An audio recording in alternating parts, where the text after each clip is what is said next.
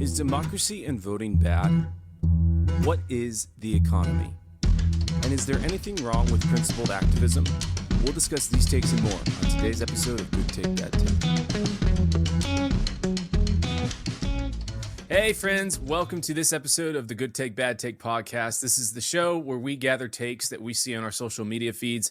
We bring them up and we pick apart whether we think they are good or bad. My name is Brett and I'm here with my co-host Donnie. And before we get started, make sure to like, share, subscribe, leave a comment. You can find us on Good Take, Bad Take Pod on Instagram and Good Bad Take Pod and Twitter and YouTube. And without further ado, let's get into the first of these takes.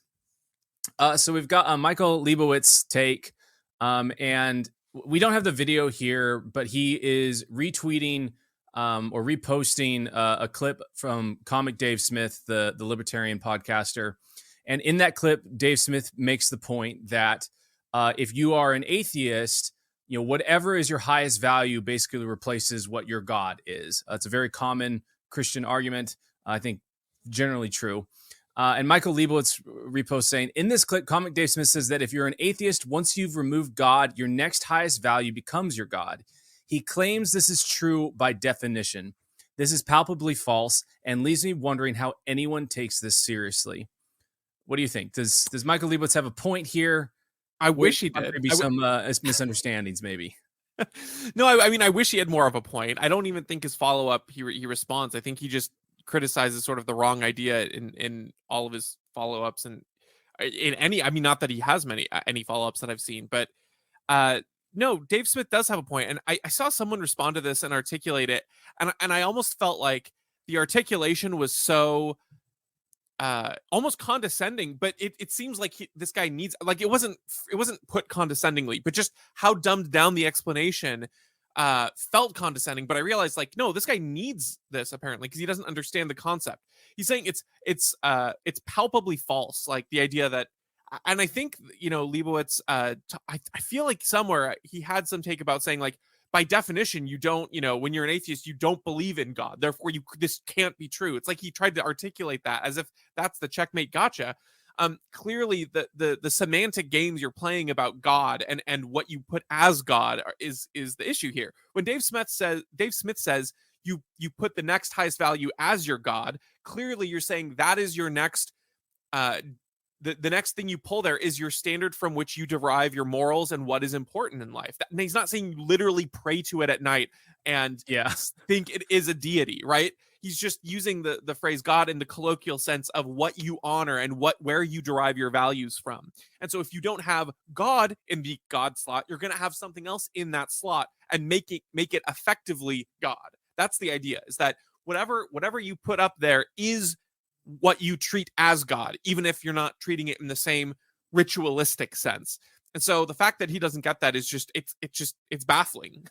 Well, it feels dishonest, like in the semantics, like you were saying, the way he plays it's like, oh, like they don't define what God is, and just because you don't believe in a big man in the sky and your next highest value is liberty doesn't mean that liberty, you view liberty as a man in the sky. It's like, well, that's not what he's saying at all. Like, he's taking very much the approach, and I would assume Michael Leibowitz is smarter than the arguments he's making, but maybe not. So it's either dishonest or he's not smart enough to make them. But like what Comic Dave Smith is trying to say, it's very similar to what Jordan Peterson talks about, that if you want to understand what people believe, like, look at what they act out, right? And if you might have multiple competing values, but eventually you have to choose one value that you value above all of them, that you're going to adhere and live your life according to. It's your human action. It's what you prioritize. And what atheists get wrong, and I've always found kind of funny in Western society, is that they try to occupy this moral high ground of like, oh, well, we have morals, and we have morals without needing to have a God to tell us that one is right or wrong. But they always neglect to kind of elaborate on and delineate how they got to those morals or why those morals should be there in the first place. And they'll kind of sneer at that and be like, oh, it's because of evolution and it's best for us to, you know, survive, to have these morals, and morals evolve just like, you know, people did from some single cell organism. It's whatever is best to survive. And you can make of that what you will, I suppose, whether you think that, you know, the grand types of sacrifice and love that you've encountered in your life or you've seen other people give is a naturally occurring phenomenon in people. But all that to say, Dave Smith is exactly right here in that if you don't have a God that helps you order your life, um, and by that I mean like if your value set is not like some man in the sky or like a deity that you pray to, then you might have an ideology, or maybe you have a principle that's like says, hey, it's just looking out for number one, or maybe it's just looking out for my family, and it just because it's not tied to some higher order does not mean that it's not treated and acted upon in the same way that a god is. And you can see this play out within like the different types of ideologies that just destroyed millions of people in the 20th century, because those ideologies in the absence of God inspired a type of fanaticism that you rarely actually even encounter in religious types, or even at the worst types that it's comparable to, not to the more moderates. So yeah, like just because they don't, it's not, it's like you're saying, semantically, it might not be the same in the way that it is acted out by people who believe these things. It's very much the same. Yeah, I think the last point I'll make on this to tag on at the end, the other way that you see this and that where you might see confusion is people who deconstruct their faith, people who grew up in Christian households and then they sort of go through this deconstruction and now they say like, I don't feel like I'm held hostage by these standards. I get to choose what I believe and what, I don't feel uncomfortable what I have to defend. You can look at people like Rhett McLaughlin of Rhett and Link Neal as well, I guess. And I can't remember his name. Gungar, is it Michael Gungar? I think. Yes. Who deconstructed, and the guy from Cadman's Call. Anyway, you can look at all these people and off what they are putting in lieu of their faith. Where they once held their faith, they're now saying things like, "I get to make these calls," or "I get to dictate." Just be kind to other people. And what they're doing is they're putting their own perceived values in that slot of God, and they may not call it a god, but I also think they're probably self-aware enough to know that there is some sort of higher value you're appealing to. Now, I think it's a little nonsensical for someone to say it's not hard, it's just love others, when you can't even really truly define love without some sort of a philosophical backing and ultimate standard by which love is measured, and what love is, which we would by definition say God is love. But the point is that when you do that, you are putting something up there, and in many cases, it's just yourself. You're putting yourself as this God to follow. What is moral and what is not is based on your own dictum of what you decide and what you perceive and what you think is right and measured. Now again, you're not thinking you're literally a deity, but you are putting yourself in the spot of God if you're deciding what is and is not moral. Recognizing through reason and then holding to faith of what is good and bad is different than saying I'm deciding what is good and bad, and I'm just trying to figure out what is good and bad in this world. And so again, whatever you're putting as that guiding light of how you evaluate good and evil, how you evaluate hate and love, how you evaluate action or inaction, that is what is your God in many senses. And for most people, especially within deconstruction movements, that is putting yourself in that slot. Yeah. And it's kind of interesting how when you think of many of the ancient rulers, that they used to deify themselves, right? Like it was not even just like, oh, I'm king and I grabbed this via power or something like that. It was like, no, I am divine is what they would usually try to put in place there, because there is, and this is getting into a little bit of Christianese, but there is just a desire to worship, from a human being. Like you want to declare your allegiance to something, and sometimes that's yourself, like you were saying. Sometimes that is some sort of leader or some sort of figurehead, or when it's best, and I think it plays out the best, is when it's to some higher level sovereign that you believe created the world and is inherently good in and of itself, and you can base that definition on it. Has a clear line of like, hey, this is what is good and this is what is bad, and that aligns with the law that has been written on our hearts. Because you think about like Nero, and with the early Christians, like so much of the conflict that came about between Christians and the Emperor Nero was that like Christians were like, no, there actually is, you might be king or sorry, you might be emperor of Rome, but just because you're emperor does not mean that you are divine. There's actually a supreme sovereign above you that you must be subject to. And he very much did not like that. And that's why he fed so many folks to the lions and did other very nasty things. And you could probably say, I don't really know much about Nero or anything like that, but someone that just shows you that at the heights of power, what if someone values that, like they will tend to deify themselves and view that they can make their own way. And it almost never turns out good when that's the case. Yeah, no, I agree. I think the self deification, it was almost a more honest way of viewing it. It was, yeah. But thinking about that is, Still bad. it's not irrelevant just because they don't do it outright anymore. Like the way that you hold these values and these views is greatly impactful for your country, your culture, your community, and your leaders, whether or not you want them there. And so having a culture that at least recognizes these things is very important. Otherwise, you're being guided by sort of an unrecognized selfish drive of some kind. And so and when I say selfish, I'm not saying that every instance of self-preservation or self, uh, operating in a way that benefits yourself is bad, but selfish in the reins of power often comes at the expense of others, not to their benefit. Yeah. All right, moving on to our next one. We've got Aaron McIntyre, and he writes, the idea that every individual can change the course of the nation through their vote helps the average person to justify taking no action in their immediate community. What do you think? I think this is a really excellent take, and I think it's true. Not only I think he's applying it here in a good way, but I think it's also extremely true when it comes to things like taxes and charity. Yeah.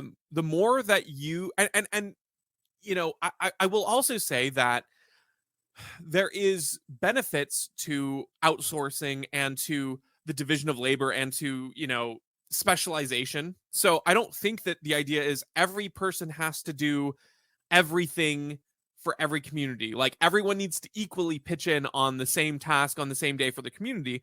But you do need to recognize that like you doing your national vote, or you even donating that charity, that doesn't absolve you of the individual work you need to do to make the place better. That we live in an age and a culture where it feels like you can just outsource everything, and that's not true. You are responsible to make your community better, to pick up your yard, to clean, to take care of your kids in a way that's they're respectful of others in your neighborhood. And there's all these different things that you need to do that your actions are directly impacting. And so while specialization is good, and not everyone can do everything, and in the best ways you can divide that up, and to, if you're going to have a government form, there is at least some merit to the people who are going to step up and ideally keep government restrained, and voting for them is a good and noble thing to do in that sense. But that doesn't absolve you of doing the things on your end too, because if we live in a nation of, someone else will take care of it, if everyone thinks that way, then the only people who are going to do things are the ones who are motivated by power, and that's not a good place to be. Yeah. I have this concept, and there's a mutual friend of ours, and I've talked with him many times about this, and he's talked about it in public before, so I'm not too worried about sharing it on here.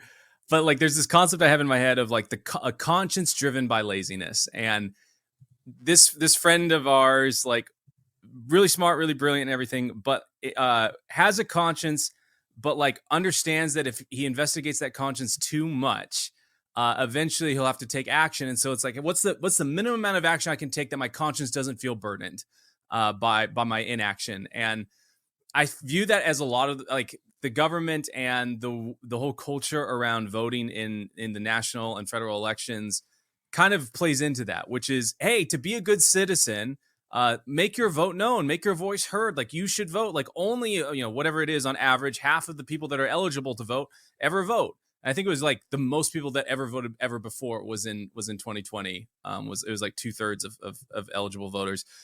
And it's so funny to me because like people will simultaneously believe that and believe that voting is good and that you need to make your voice heard and that it's a virtue that everyone has an equal say in making their voice heard, while simultaneously believing that the majority of Americans are stupid and don't hold the same level of views that they have and don't know anything and aren't researched or anything like that. And it's like, yeah, there are actually some opinions and some votes that are worth more than others. Like, let's just strip it down to like a basic like example. Like if I'm making a song like for my band, I'm going to value the guys in my band's opinions about the song much more than someone who's never played music, never listened to my band, does not know me personally or anything like that.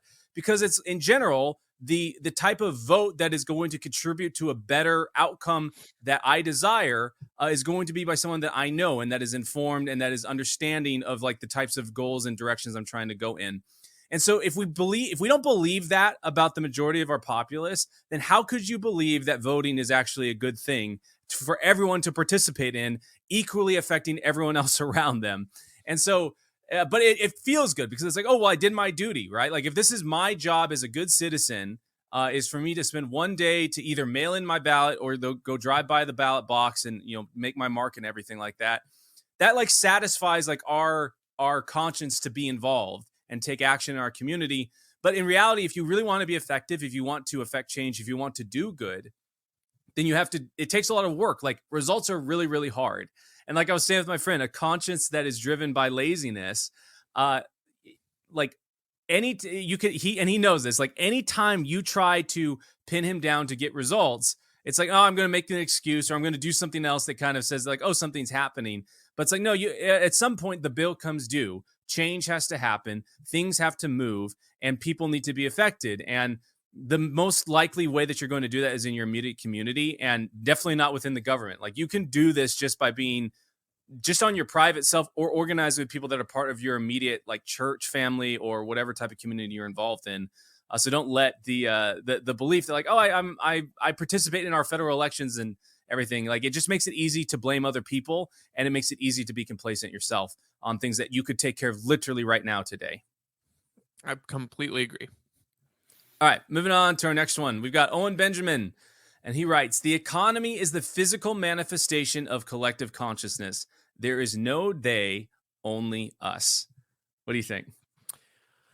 I think that is kind of true. I think it's okay. It Yeah. depends on what your implications are from it, I suppose. On the one hand, I don't think it's wrong to think of the economy as they, because you can do things that are directly in difference with the economy speaking, right? Most Americans have a spending problem, for instance, and that is not my household. I'm not going to live beyond my means. So if you're talking about, well, we spend beyond our means, I mean, sure, but I don't. My family doesn't. So I Yeah. don't like this collectivist idea. But again, it just depends on your implication. But on the other hand, the economy is really human choices, and that is, what is ringing through of this tweet. It's not that the economy is it's charts and numbers and a bunch of people on Wall Street, drawing graphs and buying and selling. It is our collective choices as a culture. Yeah, I really sorry, did you have more to go on that one? No, you're good. Okay. Yeah, I really like the first like 2/3 of it. The where it's like becomes a little murky when he's like, there is no they, only us. It's like, okay, I think I know what he's trying to say, but it could be easily confused. This kind of really presented itself during COVID, right? Like you would hear people saying things like, oh, well, it's just the economy. Like we could shut down, like human lives are more important than the economy. It's like, you don't understand. The economy literally is us. It is the physical manifestation of, like you were saying, of people's choices. And not only, and that physical manifestation includes the ability to eat, live, sleep, do all these different things. And so, yeah, it's just the economy. You need to extend that to, it's like, hey, we're going to shut down our ability to save, for us to have plan for the future, for us to build things, for us to have food. And they shut it down for so long, and then they printed all this money, and they had it with the justification. It's like, oh, well, it's just material things. And then you see the consequences of that play out because we have such a short memory. Like the time frame people will make to justify decisions like that is always so short, because they'll say, oh, well, we printed all this money and we did all this stuff and we shut it down, and no effect. Like everyone materially is okay. And they're saying that 6 months after, the whole deal happened. And then now we're 3.5 years out from all the shutdowns and everyone's feeling it. Like I went to Costco and I filled up. I didn't even do it was like half a cart. It was $150. And it wasn't like I was buying crazy bad stuff. I was buying stuff in bulk, like rice and chicken and eggs and things like that. $150. I'm like, man, I remember when you could buy things for $50 and you could fill the entire cart, and it was awesome. And that's why And you paid for not Costco even that long membership. ago. Not Not even that that long long ago. ago. Like within recent memory. And my Yeah. wife was we grabbed a thing of toilet paper from there, and I think it's like $18 now for toilet paper from Costco. And to me, that seemed like a good deal today. But my wife was like, no, like it was like $12 just like 3 years ago. And like Yeah. you realize it's like, oh, that's not quite doubled, but it's like it's almost that way, right? Like in another year or two, it will have doubled in cost within the past 4 or 5 years. And it's like, okay, so now think about how that affects everyone, right? Like the cost of toilet paper or the cost of everything is doubled. Like so many things now have to be put on hold. And so many people are making decisions that are in light of the fact that everything costs double. They're putting families on hold. They're maybe not investing as much in their kids, or they can't invest as much into their kids' lives in sports and other things. And so everything just in general, quality of life does get worse. And so the whole COVID argument of like, oh, it's just the economy, it just didn't make sense. And I think that the more people understand that, like, oh no, like we all need to be producing more than we consume in order for this to work out well. And if you're not doing that, then you are quite literally a drain on society. And like if there are too many people that are drains on society, eventually like none of this stuff works and you don't have things. If more people consume things than make things, eventually there are no more things to be made and no more people to make things. So I like that. And I like I kind of like the way that it's somewhat Misesian, of collective consciousness, because it's like, oh yeah, like you can tell the where money flows in the economy is a sign of where we are at as a society and how we think of things. And so that should both be like a nice way to like maneuver your own financial situation, as well as like a sobering reminder of what's going on. And when you see certain industries or certain types of decisions being made, and realizing like, oh yeah, our society is fairly sick in the head about where it chooses to spend its money and what it values. And we're driven by debt, and we're driven by needing to have things now and not actually building things in the time frame that is sustainable.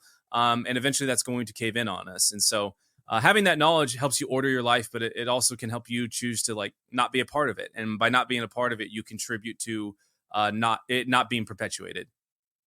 Yeah, I agree. I think he maybe could have worded this a little bit more clearly in a way that would reach to people who disagree, because I think Yeah. that the kind of person who needs to hear this take in its best, in the best sense, is not going to take it away from this. I think like you Yes. need to spell it out to these people, because so many people, like you said, when you're bringing up, they're saying all the different things like, oh, it's okay to just hurt the economy. It's just, oh, you care about money more than you do people. And it's like, no, but you need to outline that. Like, it's not even that there is no they, only us. I think that's maybe the wrong wording here. I think he needs to say like, there is no economy without people, and there's no I don't know. You'd have to workshop a little bit longer to make it pithy and Yeah. short, but essentially you need to say there's no economy without, there's no people without an economy. There's no society without an economy. The economy is just people's choices, and when you mess with the economy, you're messing with people's lives directly. That's all you're Yeah. doing. You're just saying we're limiting our options, we're limiting your uh lifestyles, we're limiting what you can and cannot do. That's what, when you're messing with the economy, that's all you're doing. And so yeah, when we're talking about, oh, just tanking the economy is worth it to preserve life, it's like, well, no, because if you're talking about tanking the economy, you're talking about tanking people's livelihoods, the means by which they do live life, and the way, and that's both in a sense of being able to go outside and go to the park, and also being able to retire and have enough to eat when they're not working. So I think if he'd made that a little bit more clear, it'd be a better take. Yeah. But yeah, I mean, if that is his point, then he's right on. Moving on to our next one. We've got Joe Walsh. He writes, I think what's happening on our college campuses right now is a really good thing, because clarity is a good thing. And this is a super clarifying moment. The pervasive anti Semitism and hatred for Israel on the left is being exposed. The way too one sided leftist ideology that runs most of our universities is now out there for all to see. The question of who believes in free speech and who doesn't is being answered. College students are practicing their right to protest, always a good thing. And many students are learning there are consequences for breaking rules and breaking the law. And our Jewish brothers and sisters are finding out who stands with them and who doesn't. Clarity is a good thing. What do you think? Um, so I think that this is actually a good take misapplied. So, for instance, I think that he's correct in the idea that it is a good thing to see that for instance, some of the free speech warriors, like Ron DeSantis, aren't so free speech warriors, Yes. right? They're trying to shut down debate. I think it's also good to see that the universities are not free speech, and they are these, very partisanly shaded things, and that's visible to a lot of people, and that the double standard for violence is very obvious and clear to a lot of people. I think that's also a good thing. What I think the problem is that in this cheering of clarity, Joe Walsh assumes that the college students are the ones that speak for the side of peace, and that Yes. is just not the case. College students are brain rot. Like, and they're the person who's coming up next to you saying, "Yeah, I agree," and then gives the worst points you've ever heard, and you're like, "No, shut up, stop! You're making me look bad because you're saying the worst thing ever." And so that's where it's like, okay, you're all for clarity, but you're literally espousing the one-sided ideas that are not clarifying the debate, that aren't clarifying how people actually think and feel. And so to that, I think that this take is bad, only because he doesn't follow through to his own ideal in a sense there.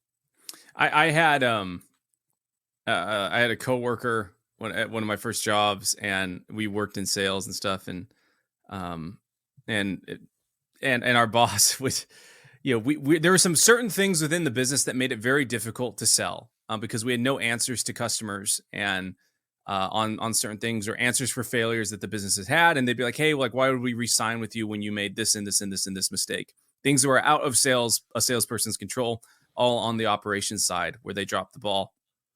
And our boss to me and my coworker would say things like, we'd say, "Hey, like, we're not hitting our numbers, and like, here's where we feel like we could do better on this. We can, make more cold calls, or we could try to, have more meetings with these folks to make sure that we're on the right track with how we spec things." But, one of the chief complaints about the customer, why they didn't give the opportunity to us, was because we dropped the ball. Like, the operations team dropped the ball. And our boss would say to us, he's like, "Oh, well, thank you for being clear. You're being clear that you don't want to do what's necessary, to win the account." And it's like, dude, like, that is not what we're saying. And Yeah. you're claiming that we now have clarity about what is going on, but you have arrived at you have clarity that is actually not clarity. You have clarity that is being, like you were saying, misapplied. Like, I'm not making the argument that, like, we clearly do want to have, to make sales and do good, but we're trying to figure out how we best get there. And you're just, in your frustration or whatever it is, just choosing to kind of throw us under the bus. And like, I guess it's like, it's clarity around the wrong consensus, maybe is the way to put it. And that's what Joe Walsh is doing here. It's like, hey, like, you are lumping in the people that actually are making good arguments about the entire Israel Gaza conflict, and being like, "Oh yeah, they're just the enemies of the Jews." It's like, no, that's not what the argument is being made at all on that side. I mean, there are college students that are silly, but by you claiming that there's clarity, you've actually made everything less clear. You've obscured the people that are actually trying to make a good point. Yes, it is clear that there are people making bad points. I guess that's almost always the case on any side of the debate. There's going to be people that make bad points, but a discourse is not made more clear and easy to understand by highlighting the people that are making bad arguments. It's only made more clear by highlighting the people that make the most concise and coherent arguments. Yeah, exactly right. Yeah, no, I really like that. I like that example, because I think it's totally right when someone they say the right thing, but they say it in the wrong way almost, and that's kind of what we have here, where it's like, "Oh, you've clarified that you don't want to make the sale." I mean, that's perfectly that's this to a T. Um, it's like saying, for instance, that, okay, it's great to have free speech. I totally support free speech, even free speech that shows you're an anti-Semite. That's kind of what this is, or free speech that says, if you don't support Israel, then you are an anti-Semite. Because it's like, no, that's just not the case. Clearly, it's not the case for any of the educated, top tier arguments, and it's frustrating because Joe Walsh is committing the Ben Shapiro fallacy of, like, debating the college student level arguments instead of engaging with the higher, top tier, more reasoned steelman arguments of the other side. And so it's frustrating to me to look at universities to say, look, it's a bunch of ideas that are brainwashing. It's a bunch of college students who don't know the truth. And then also, this is the standard we're going to put our opposing views against, rather than actually taking. It'd be akin to me, going to like middle school Republican group and then arguing with them and saying, "Oh, these are the only arguments you can provide for Israel." Like that, I can shoot all these down in a moment. That's just not honest. It's just not authentic. And so when that's your standard, it's extremely frustrating. Yeah. All right. On kind of the same vein, so we have Daniel McAdams quote reposting a post by Zero Hedge. So Zero Hedge writes, "Mamas, don't let your babies grow up to be activists." And Daniel McAdams, clearly speaking about the whole college campus protest going on right now. And Daniel McAdams reposts this saying, "When my son was 2 years old, I took him to an anti-war protest, at the time among the largest DC had ever seen. It was against the Iraq War. I taught him and all my homeschooled children that the state is the enemy of liberty and that we must exercise our right to protest when they violate our civil liberties or bring war onto others. The first pick is me on the right protesting the Iraq War. The second is the next generation protesting COVID attacks on our civil liberties. There is nothing wrong with principled activism. The alternative is sheepism. Is that preferable? What do you think?" I think this is a great take. Yeah. I think he's spot on with the idea that, it's okay. Here's the thing. Activism as like a career or as a thing you're doing for its own sake, I would Yeah. agree with the Zero Hedge Yes. article. And I haven't seen the full context of that. I thought of Britta from Community. Like, I'm an activist. It's like, you're just a loser. I know. Well, my friend had gotten my family a bunch of joke gift books, just a bunch of just hilarious books, and one of them was a gift about how to be an activist. Nice. And it was like, it wasn't a matter of like what you should be an activist about. It was just like, find this thing and then here's how to be an activist about it. And I guess in some circumstances a book like that might be useful if you're trying to figure out organizational strategies for something. But to at least to the credit of the Zero Hedge, if this is the argument that it's making, which again I don't know, maybe they are, maybe they aren't, it does feel like activism is and of itself an end cause for a lot of people and groups these days, where they just want to get young students who are willing to put in grunt work to be an activist over whatever outrage issue they can control. And I think that that's part of for instance, the distractions that Dave Smith will refer to when we're talking about, robbing the American people through the Federal Reserve and inflation, but have them distracted with cultural issues that aren't as important. And I think that that's part of the tactic is you raise up a generation of activists to be at your disposal as an army to gin up all of the furor and attention of the whatever zeitgeist cultural moment there is to distract from the actual issues. So on that hand, I agree with the Zero Hedge. But to Daniel McAdams' point, I also really don't like the retreatism, the don't do anything, don't say anything, just pass, because frankly that you get to a point where you just lose by inches every single time. Even if you put up, like let's say you're in a split area where half the people believe in liberty and half of them don't. The people who don't believe in liberty are going to grab power and they're going to win inch by inch by inch. And if you're not actively pushing back in some form, then you're going to have people who are just compliant with whatever the notions of the people of power have. And that's not a good thing.